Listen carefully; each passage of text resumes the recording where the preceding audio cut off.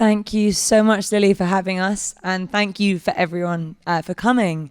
One thing is that, so we'll be talking for an hour and then there will be time for questions. So whilst we're talking, please do be thinking what you want to ask, what's like your desperate question, because I get the feeling there's going to be a lot of good questions at the end of this talk.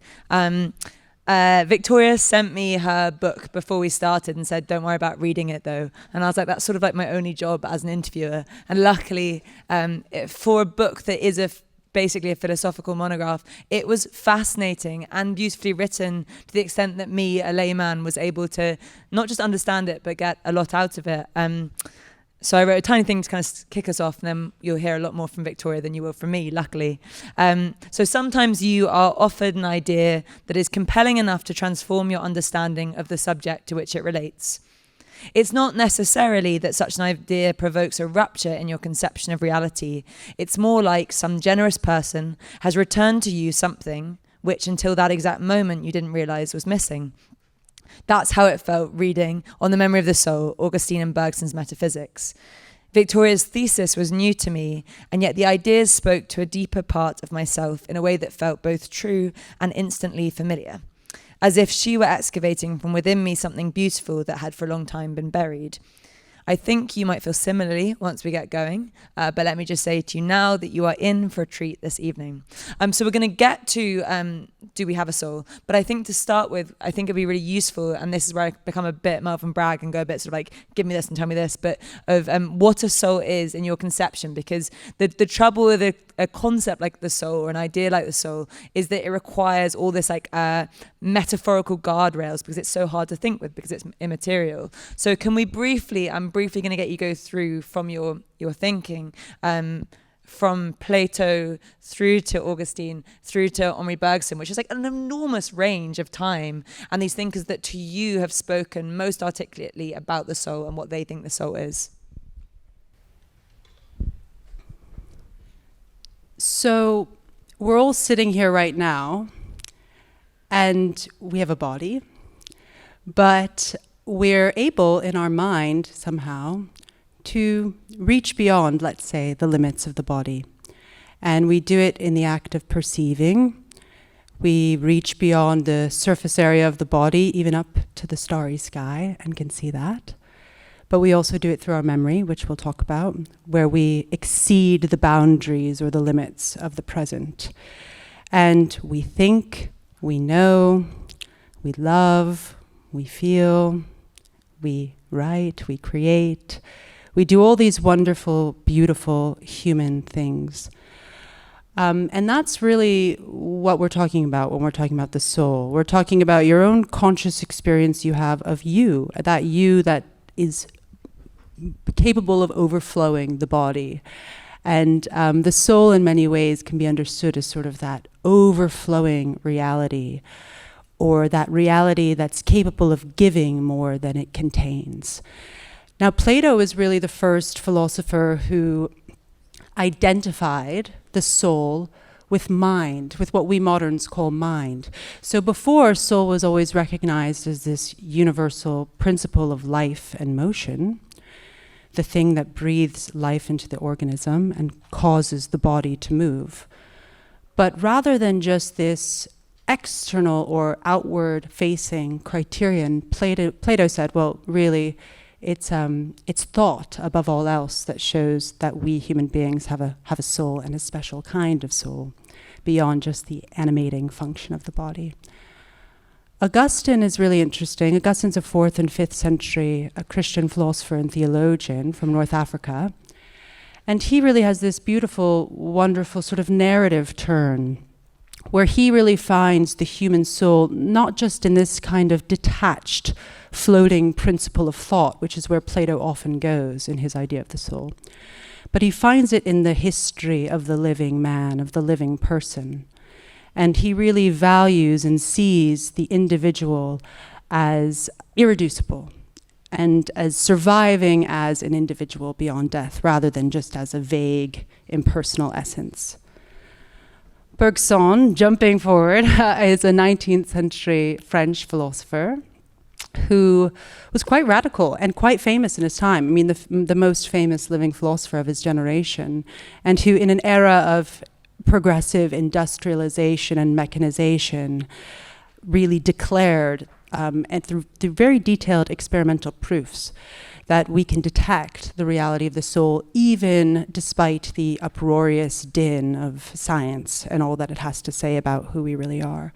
So I guess those are who the thinkers are, but I will also say that the common thread that they share and the reason why I united them in my scholarly research is a few things. One, all of these thinkers argue that we're capable of perceiving dynamic, invisible realities, that reality is not just visible, ergo physical, but that there's a spiritual domain that is capable of being clearly perceived by the mind and by a reflection on our own minds, and by particularly a method that's called introspection, which involves stripping ourselves of the usual categories that we apply to things of space, and involves turning the gaze, the attentive gaze of the mind back upon itself in order to more clearly perceive its intricate windings and inner workings. And that effort to strip ourselves of this tendency to conceive of everything in terms of physical analogy is really the invention and the thread that they all share. Much like Lily was saying, this being this question that just you think about instinctually as a child, and then you lose some of these like what feel like obvious realities. I think reading this idea that these three philosophers have all thought of the soul as our memory, it was one of those ones that had that kind of like bell ringing in me moment, because I think the older you get, the more you realize that your distinct personality is, there's so many things that cause it, that some of them are biological, but when I try and say what I am or I meet someone new, what I'm trying to do is give a sense of my memories of things that have happened to me, these like locations in time that suggest the kind of person that I am, and that the soul, as you put it, and as these thinkers put it, is really the personality, and that we have individual souls, these distinctive souls. So if the soul is if memory is analogous to the soul, then what is the soul? What is that saying that the soul is? So, if you're going to go down this road of introspection, the way it works is that there's these little clues, I guess. There's these little clues of who we are and how we work and how we think and how we come to know things. And memory is all singled out by these thinkers as the clue, really the most important clue. The question, who are we, the answer to that question, we're not going to be able to learn the answer in the way that we learn about things outside of ourselves. We're not going to be able to take some object and study it and decompose it and find out the answer of who are we. To find out the answer of who are we, we're going to have to look at ourselves. And the way we know ourselves is through our memory. We can't have a thought, we can't have a reflection, we can't have this conversation, we can't even have a perceptual experience without the continuity of the memory, which seamlessly reflects the past within the present. And also, memory gives us this sense of who we are throughout the course of time. And it also gives us the value of the experiences that we've traversed through in time. But memory is also really interesting because it's immaterial, according to these thinkers at least, and also its salient quality, or its most characteristic quality, is persistence. It's the persistence of the past, which means it's the persistence of time despite time's passage. So if we come to know the soul through the memory, we'll recover all these kinds of things. We'll recover the personal quality, but we'll also recover this persistence or this enduring nature of the human mind or the human soul. Because the real mystery is, if the present moment is always fleeting, and if time is always self-annihilating, how is it that we're capable of preserving and reflecting the past unless in some way we're made out of that persistent material that's not material as well? Yeah, the soul is made of time is something that I think Augustine says. So we have all these contemporary ways of thinking about memory most often, and this was another one that really surprised me reading Victoria's writing, is that memory as a container, that I don't know if this is something that you guys came across, but in my head, when I think about my memories, it's a kind of filofax, or maybe like a Google Drive, because I'm a whatever millennial, but of all my previous things that have happened to me. But you talk about, and in fact Augustine talks about memory not being a container, but like an active force, an energeia. Can you explain what that means? Yeah, so part of this method involves stripping ourselves of physical analogy. So the human intelligence, the human mind, likes to fix solid things to experiences. In fact, that's the whole mechanism of language. And when you watch a young child who's learning language, it's always the definite nouns that they begin with, mummy, dog, ball. And our intelligence likes to fix reality so that we can properly act upon it and give it a certain solidity. Because that's the world of action that we occupy. In order to act successfully upon the world, we have to somehow break it up and decompose it and understand it in that sort of way. Now, if there's an aspect of reality that's fluid, that's not solid, that's more like water, that's a bit more slippery, then the solid grasp, the solid thing, is not going to be able to accurately reflect that. And we'll still appeal to physical analogies to describe those fluid, slippery realities. But the problem is that over time, we seem to take the analogy for the thing that we were initially trying to describe. So the storehouse metaphor is an ancient one to describe memory. But over time, we just get so used to thinking of memory as a storehouse that then you just start to quite literally think as a storehouse. Then you have neuroscientists and philosophers who say, well, it just then is going to be stored in the brain. And so you start to think of this brain suitcase in this highly literal way, and it eliminates the whole mystery that's still ongoing and still unsolved. It doesn't follow. So if you were to rip the strings out of the piano over there, then the piano would no longer make music, but it doesn't follow that the music is contained in the piano. Yeah, lovely image. And with that, I think, what you're saying is that in a way, we are being made continually into the kind of people we are through the memory. That it is, as you say, this persistence. Even the past is like constantly interfering with or shaping the way we're acting in the present. I wanted to know, to kind of start thinking about whether we have a soul, why this question has gone out of vogue. There's a philosopher I love, Iris Murdoch, so 20th century philosopher, who she had this strange feeling in the 20th century that none of the British philosophers at Oxford around her were talking about things that actually mattered, like love. She was like, where is the philosophy of love? Where is this relational, important, almost spiritual, though she wouldn't have called herself spiritual sense. And it feels like in philosophy in general, there's been this movement away from being able to deal with these difficult, complex, but very human experiences like the soul, perhaps because it's related to faith, perhaps because it's spiritual. What's coming in instead? Can you talk about this sense of like mechanization, industrialization, and how that seems to have shifted the course that philosophy's taken? Well, the course of Western thought since essentially the scientific revolution has been one that's tried to kill the intuitive, poetic spirit by reducing it to the geometrical spirit. And you see that progressively, and in the 19th century it becomes more and more popular to think simplistically about the mind. The discipline of experimental psychology was in its infancy, and as well as neurology, which then became neuroscience.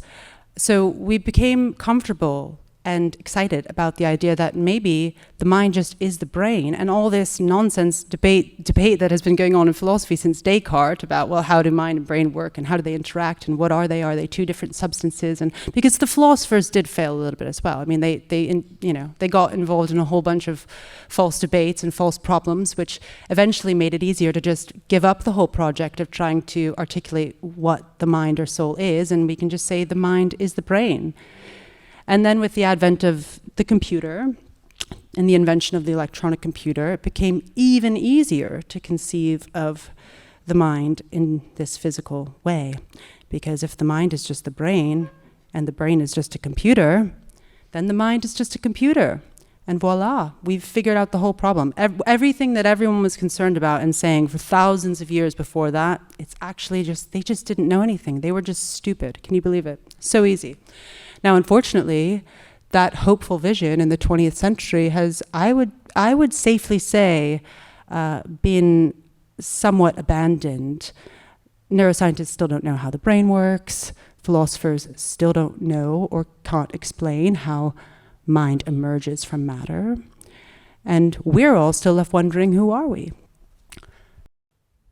There's a very stupid episode from the overhyped show Breaking Bad where they talk about there's like a whiteboard and they're like, we've weighed the whole body and there's 0.02% missing and it's the soul. And the sense of like, because we're such material beings at this point in humanity, it has to be weighed. That's the only way we could like prove its validity.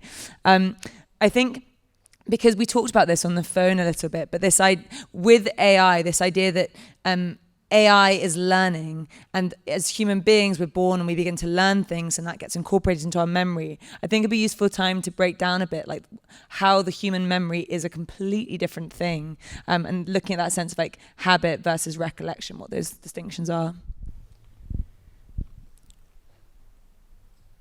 So to memorize something is not the same thing as to remember something. And we can find sort of two kinds of memory through our introspective act in looking upon our own memories. And one of those kinds of memory is habit, which is the building up of a motor pattern over time, which can then be reenacted through a series of definite movements in the present. You know, knowing how to play a Chopin sonata, or how to recite a Shakespeare monologue, or how to ride a bike. The other kind of memory is when we consciously evoke the past in the form of some kind of image. Now, this memory that we have of a particular past episode is not repeatable because it's fixed at a definite moment of time. It corresponds to a real moment that we lived in our history. It bears a date. Habit, on the other hand, is pure repetition.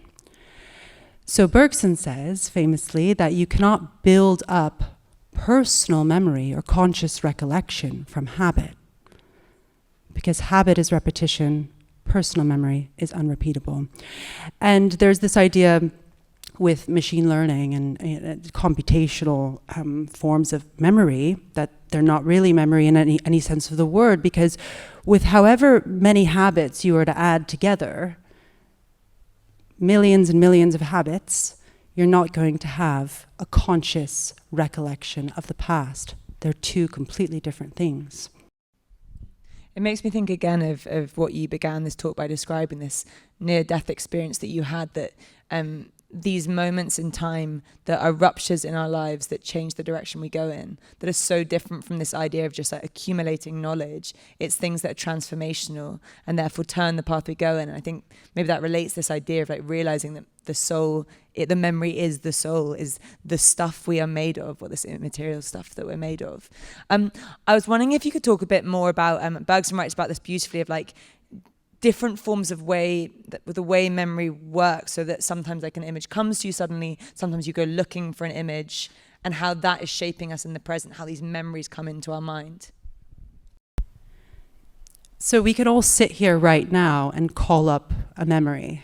I'd like you to even think of a memory from childhood. It could be something very momentary or fleeting, even just your mother's face, or a misty car drive. I always think of, do you ever look at the moon out of the car window and be like, how is the moon always following me? That's a memory I have as a child.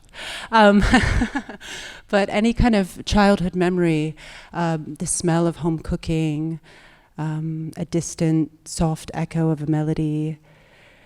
And what's happening there is that you're sitting here in the present and you're perceiving this room around you, and yet you're able to simultaneously withdraw or retreat into the past. And at first, when you kind of withdraw into the past to recollect something there, it's almost like you're reaching into this past in general, like this unknown past. And then the image crystallizes and takes on a more voluminous shape and is presented before your mind. And this can be described as seeing something with your mind's eye. But what's so bizarre is that you're not actually seeing anything. Sight in this case is just an analogy. To see something, you need eyes, and you need to actually see things in front of you. So we're able to see something, and yet we're not actually seeing it. And so what is that image? I mean, for many ancients, just the fact of the memory image alone is enough to prove the reality of the soul. Because because what is going on, how can we straddle the present and the past simultaneously? And then other times, recollection is spontaneous. Sometimes you're in a present situation, a present moment, and someone approaches you, or some song plays, or you see something, and all of a sudden, a past experience comes flooding in through that little crack that's been given as an entryway into the present, and you're just overcome with this sense of memory. And so there's always this kind of give and take and push and pull between the present and the past, and whether we go there actively or whether it comes to us spontaneously, it's always there. The power to recollect the past is always there.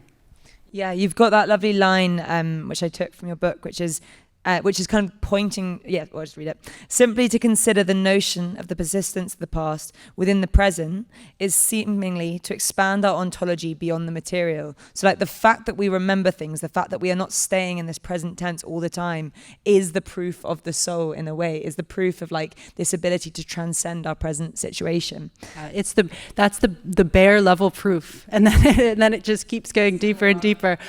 But no, really, it's really so interesting that, for ancient philosophers, I mean, just to meditate on the memory image as this mysterious entry point into what you are, and we don't think about it because we're oblivious to the obvious, and we take it for granted, and that's a very powerful feature and fact of our mind. And just to, as you remember, just to observe what it's like to remember. There's so many little windings to observe there that are just beautiful and fascinating. Yeah, it's to resist the demystification of everything, which feels important. And again, kids do that much more easily than we do. There's this good image that Bergson has. He's got some really good visuals in his work that's very helpful because it's so complex, the stuff he's talking about. But it's this idea of human consciousness as existing on this plane between pure action and pure memory. And so there's the kind of, maybe for yourself the kind of person you are. Are you someone who is so in the present, or are you someone who often dwells in the past? And that we should be constantly sliding on this scale, and that often like a lot of personality disorders or psychosis is when you get stuck on one end of the spectrum. When someone maybe has brain damage, the fact that they remain in the present, meaning they're very there, but without those memories that show them who they are, there's something missing. Can you tell me more about this plane of consciousness that Bergson hypothesizes? There we go. Sorry. Yeah, no, he gives us this diagram of a cone.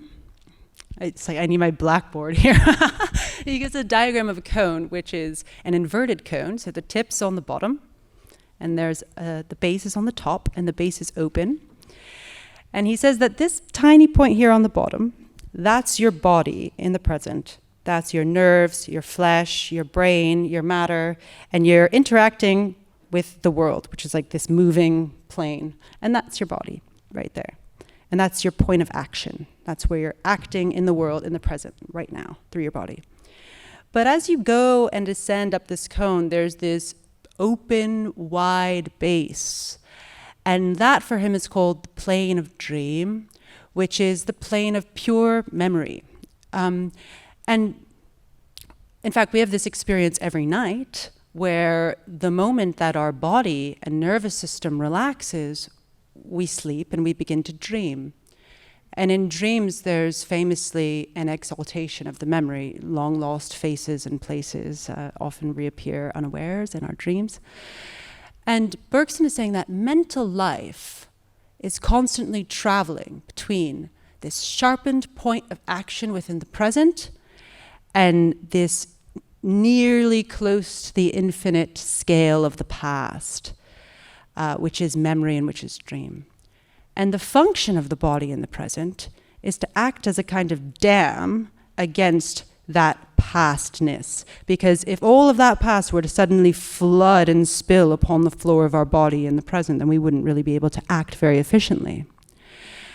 And what's so interesting there, I mean, it's interesting that you brought out the model of pathology, right? Because he offers this as well as a pathological model in the sense of personality types. I know people are very into personality types and that whole sort of thing.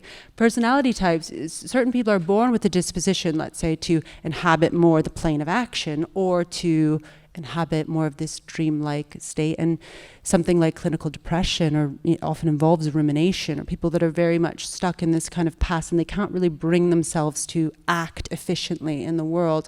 And on the contrary, if you're too much in change of the world, well, maybe really you're not considering your past very much, and you're not really seeing the bigger picture.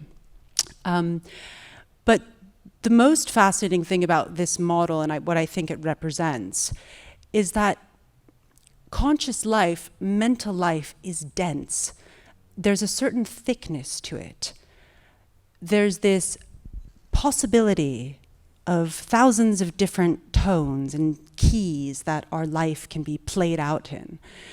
And it's this traveling back and forth between the past and the present in our mind, which is what really defines being conscious in a way. You know, the fact that we're able to hold this past and bring it to bear upon the present is the thing that arguably is special to the human mind and the human person. And I think this sense of thinking about why we have memory, that there is this initial evolutionary reason for survival, because you will survive better if you remember that there's a scary carnivore over there. What has happened? In the ways we've surpassed that, what has memory come to mean? Why does it have this spiritual quality? Why does it point us towards transcendence, towards depth, or personality? Well, why? I mean, the big question of why we're set up this way. Maybe because we're very special, but yeah. I mean, we could arguably just have a kind of memory that was sharpened to a practical point of perfection. We could have a spider-like memory. I mean, the motor memory of animals is way more impressive than ours, especially insects. I love watching them do their thing. It's fascinating. It's amazing. But why do we have to consciously reflect the past?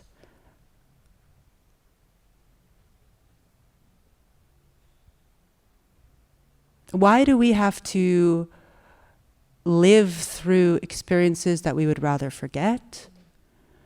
Why do we have to wrestle with our own shortcomings? Why do we have to miss the good joys and the wonderful beauties and the wonderful things that we've been able to experience?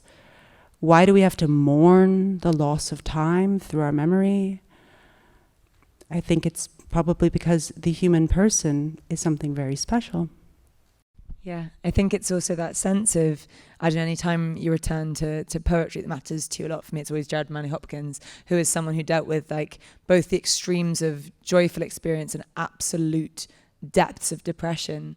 And this sense of that, I would so much rather have that capacity to feel all these things than to be doing things by rote and things not mattering.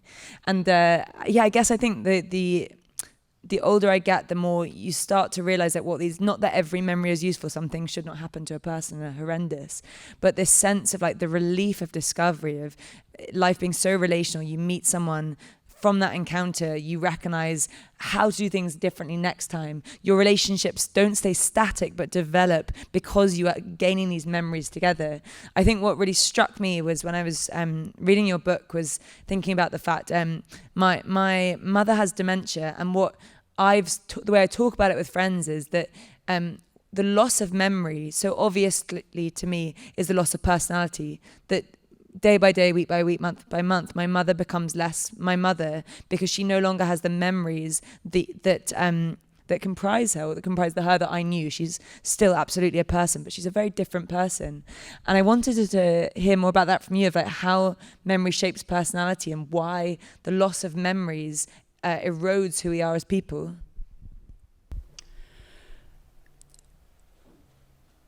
Without memory, we would be unconscious, in the sense of consciousness requires the ability to bring the past to bear upon the present. And the tragic, heartbreaking thing that you find in pathological and neurological disorders when there's a loss of memory is nothing less than the entire personality is at stake.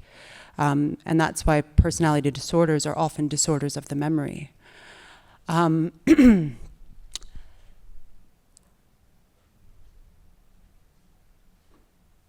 We're constantly dragging the past behind us unawares.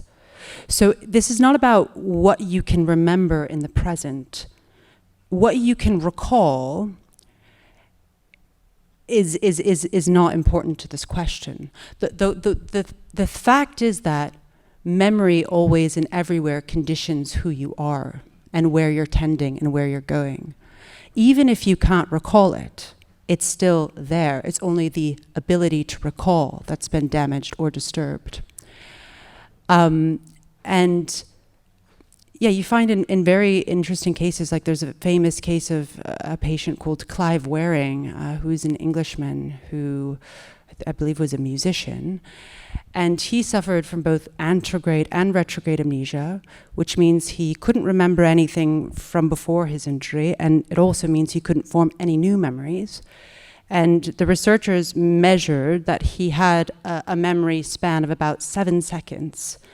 And he kept a diary, a notebook, where he would write down about every 7 seconds and say, now I'm alive today, now I'm really alive, now I'm really existing, and just the same entry over and over again. So he could have no sense of who he is because he had no sense of who he was. And memory really is the condition of personality. It's what makes the character of the human person, whether or not we consciously recollect it or not. I think, I'm trying to work out which one I want to ask you next. There's so many questions. To kind of move on to the sense of why it matters, what do we stand to lose if we ignore this fact of the soul as memory? I think Augustine and will and things could come in here nicely.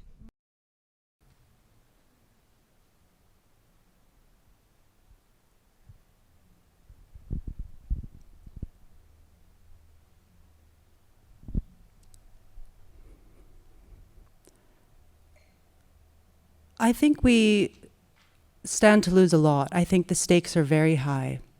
I think the stakes are very high with the present portrait we've been given of what a human person is.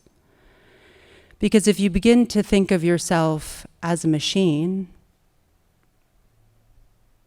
I mean, you begin to lose everything about what it is to be a person.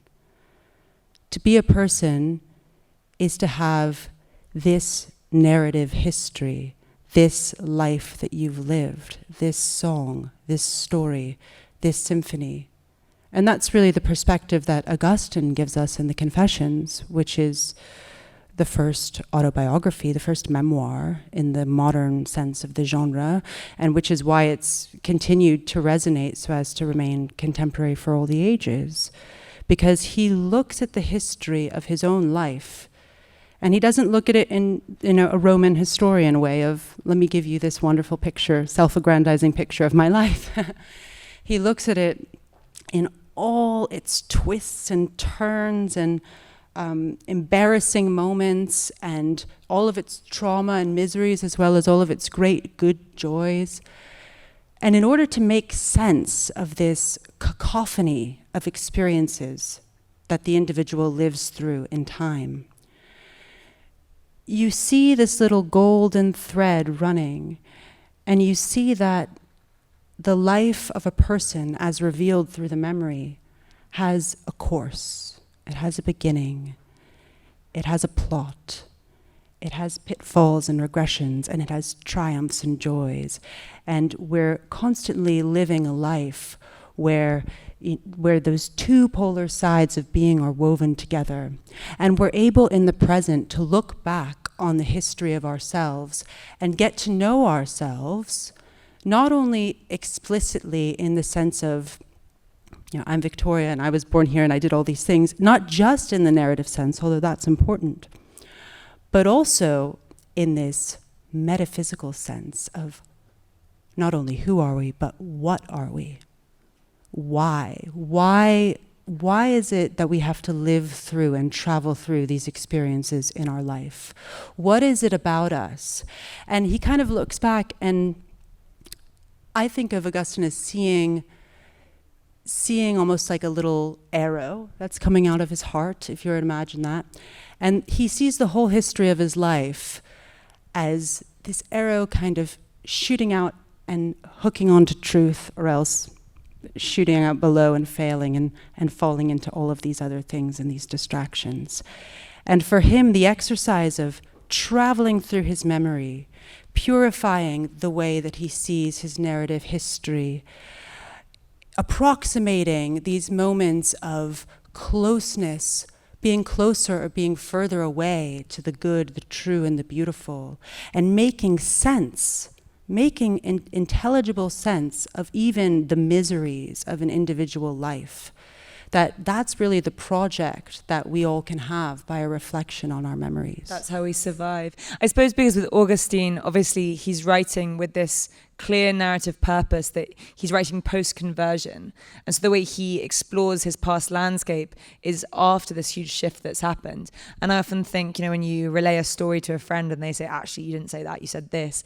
And I'm wondering, does it matter how subjective our sense of memory is, that actually it's not true at all, that often we've got these kind of false memories or these ways of conceiving of the past that are completely constructed, or is that kind of part of it all?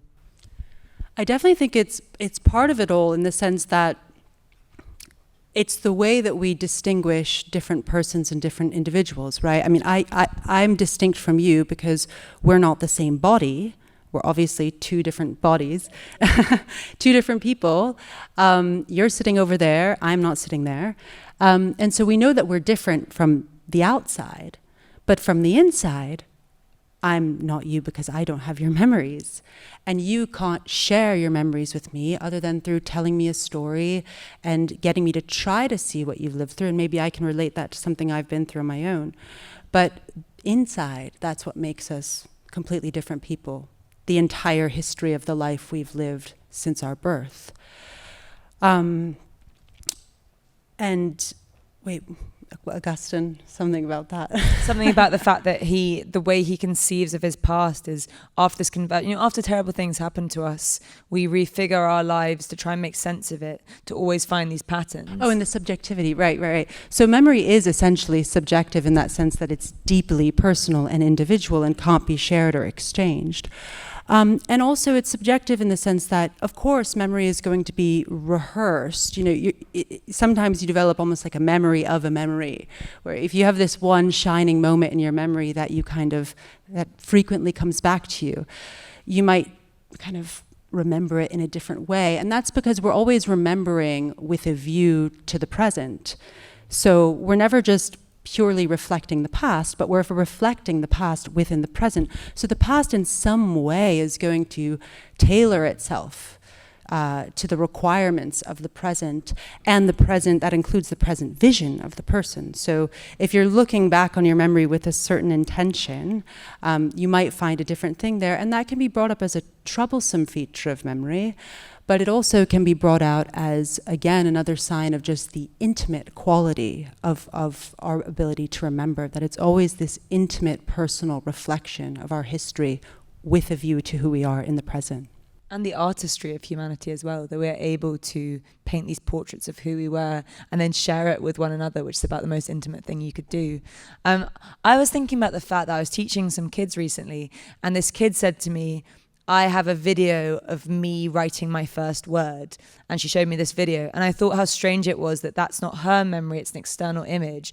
But it means that she now has within her mind this impression that she wasn't part of but is foundational to who she is. And so I was thinking about how we talk about this a lot, that our memory's getting worse, our attention span's getting worse, with the proliferation of photographs, with the fact that we are recording our conversations, but you can look back quite literally on the past. Does that change how we are in the present? Does that change our personalities?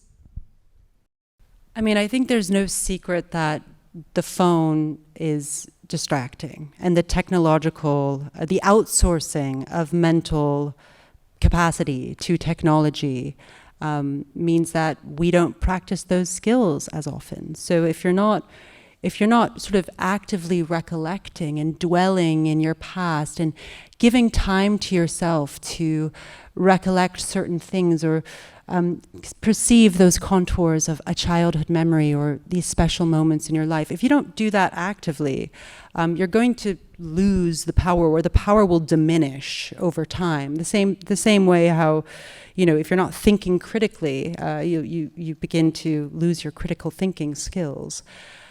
I think the attention thing is even worse, because what memory also reveals about our life is that our life possesses a certain rhythm and a certain pace. And this goes back to what we briefly touched on about memory being temporal or time-based, or sort of made of time, intimately connected to time, or revealing that the human person is intimately connected to time, that we sort of live in time in a way that other things don't live in time, because we can conserve and reflect the passage of time beyond the here and now. And so you have these natural punctuation marks throughout your life and throughout the day, even wake up, eat a meal, go to work, see friends, those sort of natural moments. And then you also have great big punctuation marks, like the beats of a big drum in a Beethoven symphony, like a wonderful night out with friends, or maybe a traumatic, miserable event. And so there's these little episodes or little motifs nested within the symphony of our life, and they have a continuity to them, natural starts and stops.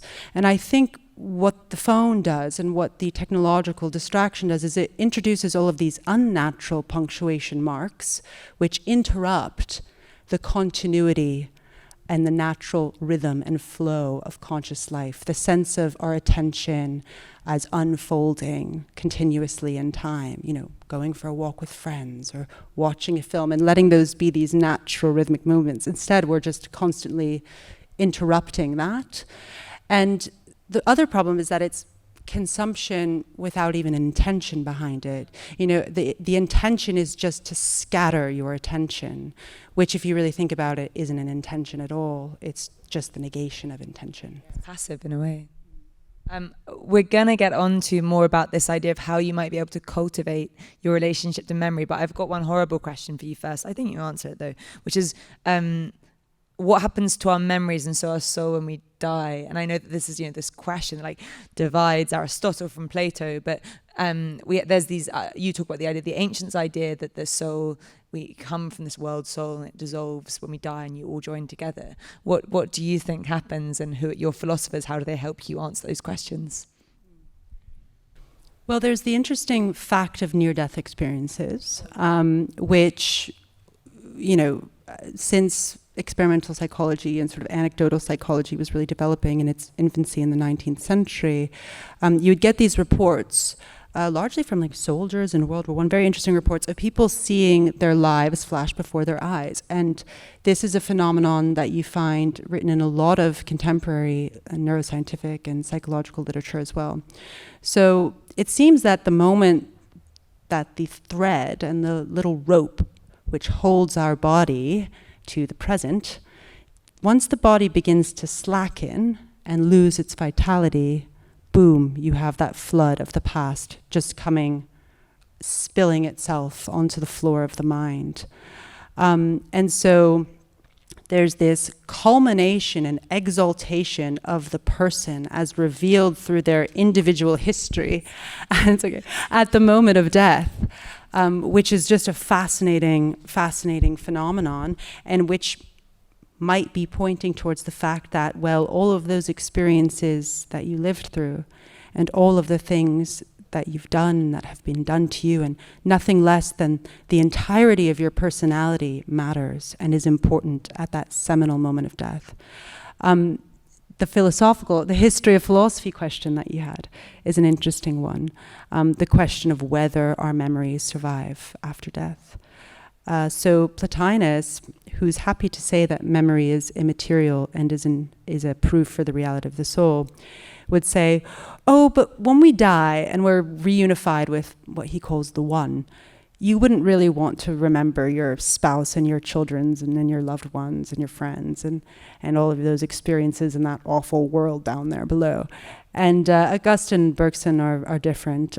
They think that because memory is persistence in itself, and because the soul, as revealed through the memory, is inherently personal, irreducibly personal, what survives at the moment of death then would be the memory. And we could imagine it as a kind of purified memory, or a memory given in a kind of undivided, indivisible intuition to the mind.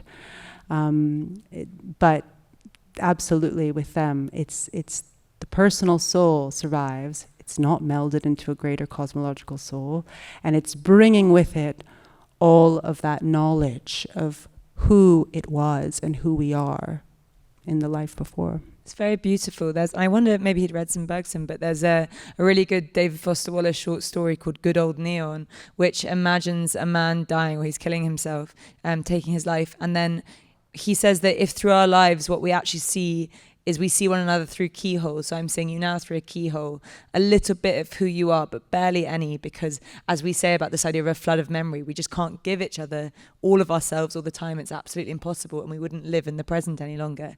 But at the moment of death, he says that this idea of, I guess, what heaven is, or an afterlife, is that you see a person entirely as they are, which I guess means all their memory at once, and you don't need to speak to one another because just the entirety of that person is there before you. It's very DFW. It's very beautiful though. It always moves me. So we've kind of worked out. We think we have a soul, and we're pretty certain it matters. The question now is, how do we cultivate our relationship to the soul? So Augustine suggested that perceiving is an activity of the soul. Bergson wrote that the brain is the organ of attention to life. You talk a lot about this idea of like assenting internally, like how we choose to attend well to our lives. If we have a choice right now of how we get to live our lives, how do we relate to memory in a way that's is going to refine our souls? I think it's all about gathering yourself back into yourself. Speaking philosopher talk. But it's all about sort of picking up your pieces and bringing them to this indivisible point, which is you. And you can reflect on your memory and get to know yourself in that way of getting to know who you are and what you've lived and your character.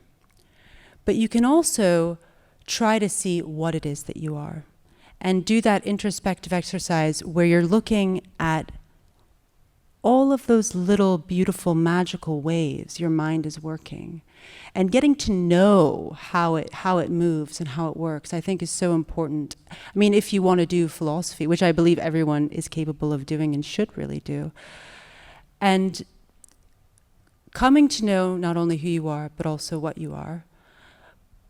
But to do that, what that allows you to do is it allows you to act better in the present.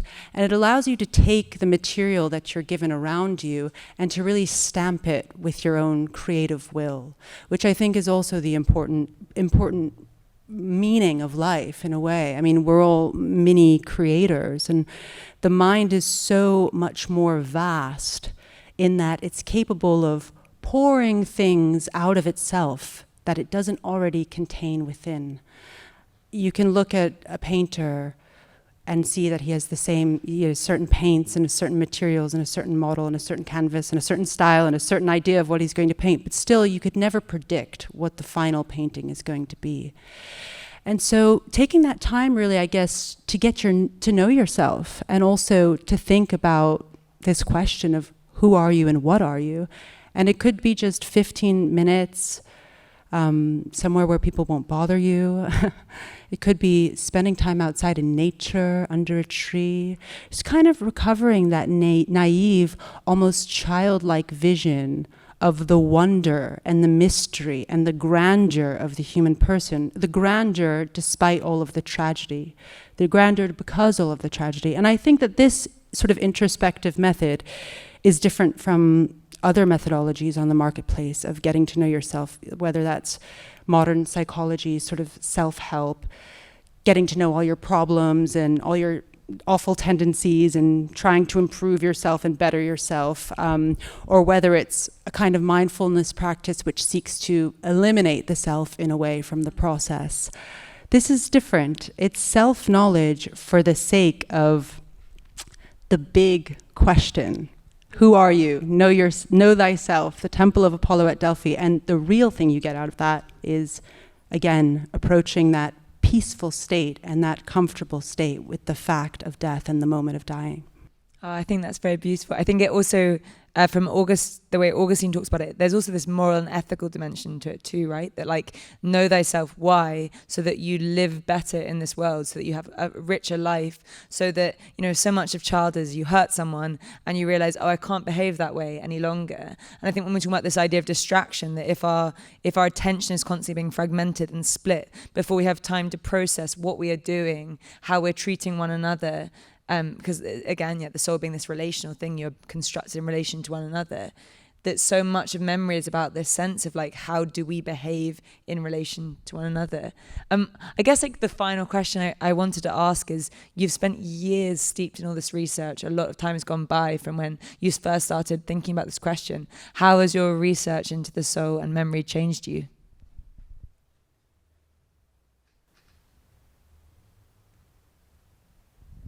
I think it definitely made me a little bit crazy.